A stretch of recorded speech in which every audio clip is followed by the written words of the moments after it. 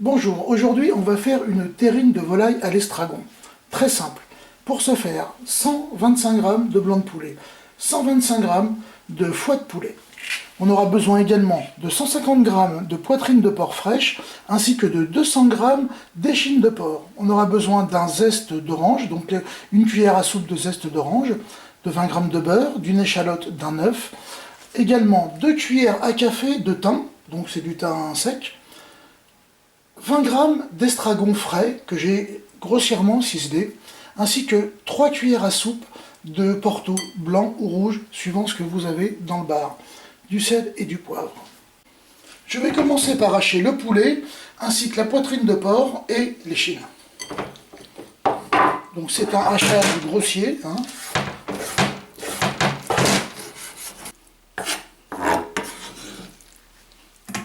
Et je les mets dans un saladier. Voilà, la poitrine et l'échine sont grossièrement hachées. Maintenant, je vais leur donner un petit tour de hachoir, juste pour casser les fibres.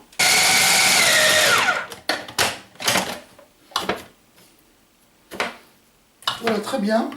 Si vous voyez, c'est juste pour casser les fibres, pour ne pas se retrouver avec des gros morceaux à l'intérieur de la terrine. Maintenant, je les ajoute au poulet, tout simplement. Je vais ajouter également les herbes. Donc l'estragon, le zeste d'orange,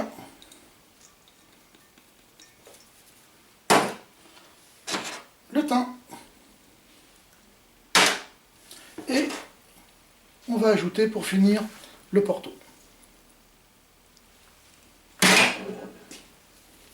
Alors maintenant on va tout remuer, tout mélanger. Parfait, je réserve mon mélange, on va s'occuper maintenant des foies de poulet et des échalotes. J'ai finement ciselé l'échalote, maintenant je vais la faire bondir dans la poêle.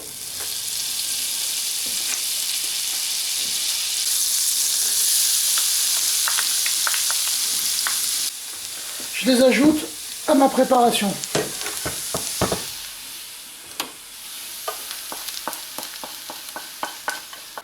On va mélanger. Tout simplement, comme on a fait précédemment avec la viande. Maintenant, on va s'occuper des foies de poulet. Donc on va les snacker très rapidement avant de les découper.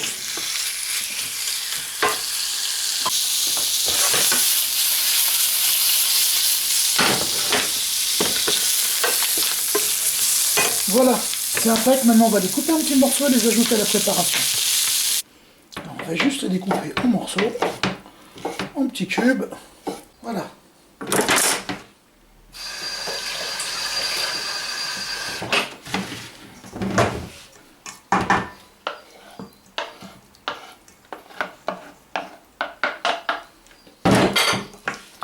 Là encore, on mélange.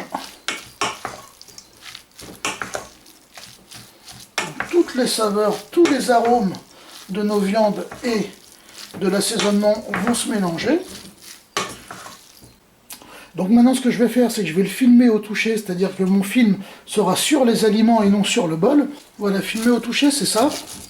On va bien aplatir la préparation, puis on va descendre le film sur les aliments, puis on va bien les tasser pour qu'il y ait le moins d'air possible, pour éviter que notre préparation croûte, s'oxyde.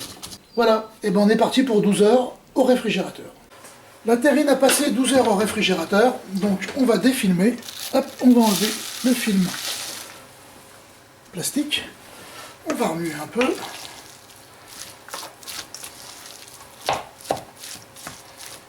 Très bien, maintenant j'ajoute l'œuf, que l'on n'avait pas ajouté au début donc.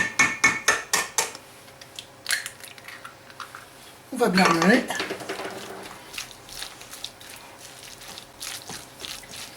Et maintenant il ne nous reste plus qu'à mettre notre appareil dans la terrine. Voilà. Allez.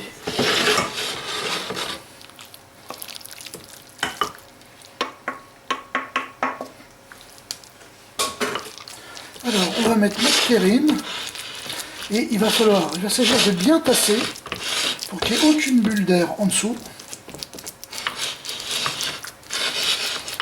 de façon à ce que la cuisson soit uniforme. J'ai mis le four à préchauffer à 200 degrés. On va faire cuire notre terrine au bain-marie pendant environ 1h20. Je n'ai plus qu'à l'enfourner, donc pendant 1h20.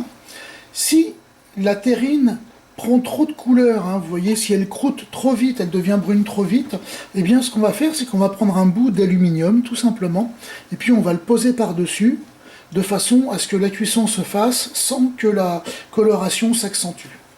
Voilà, 1h20 de cuisson plus tard, notre terrine est prête. Donc je vais la laisser refroidir sur un coin de table. Et puis quand elle sera bien refroidie, ben, je la mettrai au réfrigérateur pour une douzaine d'heures. 12 heures de réfrigération plus tard, eh bien, nous voilà avec notre terrine. Et elle est super bonne. Donc je vais en couper une belle tranche. Voilà, sur une petite tranche de pain. Ben, il n'y a plus qu'à. Allez, à table.